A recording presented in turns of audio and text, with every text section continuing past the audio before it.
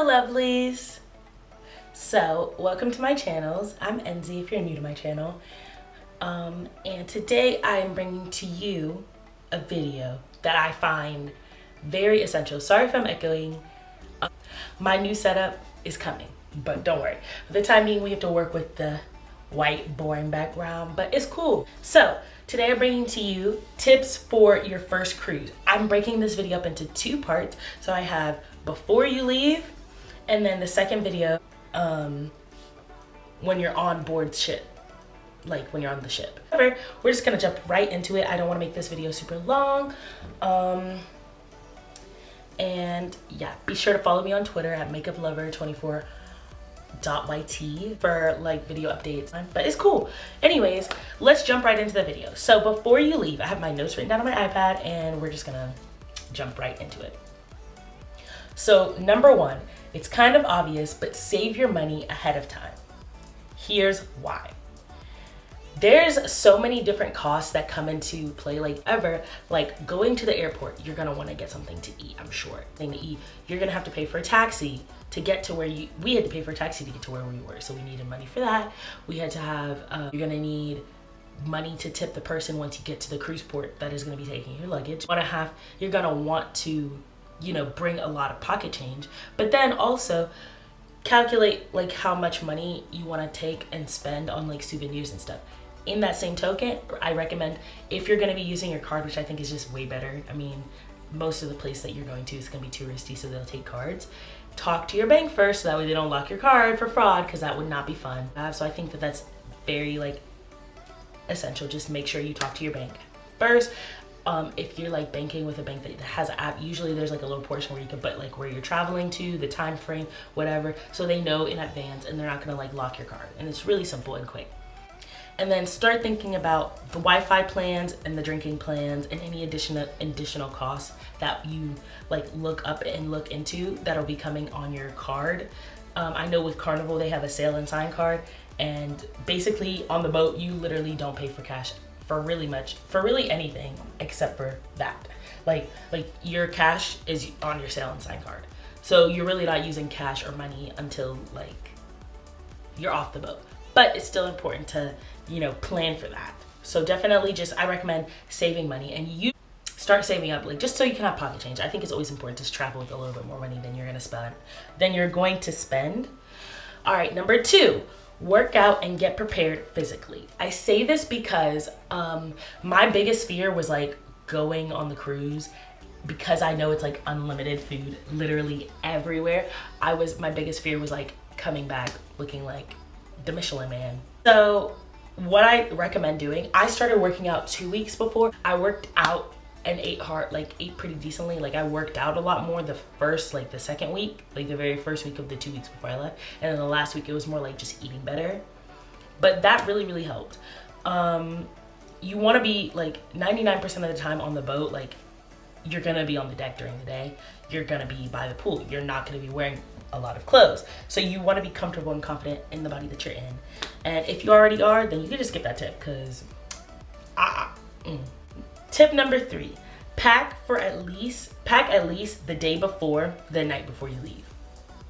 So instead of packing the night before you leave, pack the day before the night you leave. Pack up. So here you go. Here's the day you leave, the night before, the day before.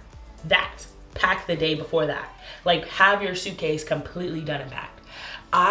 Even in that time process, and even in between the night before and the night before I left, I literally repacked my bags, I think a total of 8 times, and I still overpacked. If you're traveling, it's just better to make sure your bag's not over 50 pounds. Honestly, my bag was 44. For some reason, I thought it was 45 pounds was the limit, so I was scared. But even if you think like that, that's even better. Having to take stuff out of your luggage at the airport, I've had to do that too many times to count. So yeah, any extra fees for just bringing a bunch of stuff.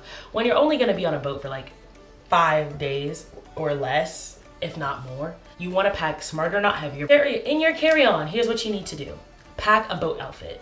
I was fortunate enough to go on my first cruise with people who have been cruising for years. And they told me when you get on the boat, you're gonna be without your suitcase for a couple of hours. You're gonna wanna bring an outfit just to wear around the boat. Like, I recommend bringing like an outfit, like a shorts and a crop top or something, because it's gonna be hot, and a swimsuit. But you know, you live and you learn. Tip number 4, have printed out any and all cruise boarding passes before you leave to go to your cruise, before you leave your house. Even, honestly, not even the morning of, because you never know if your printer will act up. Even you're like, oh crap, my printer's not working. Office Max, Staples, and all those printing places are closed, and my flight leaves at 9. Do I really want to, you know, you don't want to risk it. So I recommend just even printing that stuff out the day before, like the same day you finish packing your suitcase, printing all that stuff out and having it in your carry-on, all nicely organized. Some people put them in folders, some people just do it. Yes, technology is useful, but it's just so much quicker to just keep it on in paper. Like, honestly, it was just a lot quicker to just have it on paper. So sometimes, you know, the old-fashioned way is better. And along with that, make sure you have all your travel documents in order before you even get to the airport. And it was just like so much better to have all my travel documents, like having my passport already ready. I just recommend, if you're going on a cruise, really and truly if you're traveling anywhere, but mostly if you're going on a cruise, just use your passport as your only like identification. It's easier to keep up with than trying to have like your ID card, your passport. Like, it's just so much easier to just keep that as your one form of identification. Tip number 5, purchase any cruise packages before you leave. It's just better to avoid the guest services line at all costs. Recommend it. And honestly, purchasing your cruise packages before, like for example, like I said earlier, like the drinking plan, or like I said earlier, the Wi-Fi plan early, it's usually cheaper, which is another thing. I recommend getting the app for whatever cruise line you have so you can stay in touch with details and all of that. And lastly, number 6, look up the boat and all the boat activities available to you. This will give you an idea of how you want to spend your time on the boat, like what you want to spend your time doing. I looked up the cruise line, like the cruise, I looked up the ship that I was going on, and I looked up all the activities that were available to me on the cruise, just so I could get an idea of how I want to plan out my time. Like, even though I'm there to relax, like I definitely don't like to be MIA, like missing in action, especially if it's something that I really wanted to do. Like, I don't like not knowing. I like to know what is going on so that way I can plan my time accordingly, even though I'm on vacation. It just worked out because I found out what exactly I wanted to do, where it was gonna be. I knew like the age limits, and it's good to know these things because you're gonna want to go. Like, it just makes the cruise experience so much better knowing, okay, so there's a show at this time, there's a comedy show at this time, there's a performer in the lobby at this time, there's a cute guitarist performing in the lobby at this time. You know, like, you're gonna want to know all of these things, but you'll definitely know of like the places where at least all these events will be taking place. Like, I definitely recommend looking up things and like exploring beforehand. But yeah, that's all the tips that I have for your first cruise before you leave. There's definitely more things that you can learn that I have that I probably just, you know, forgot off the top of my head.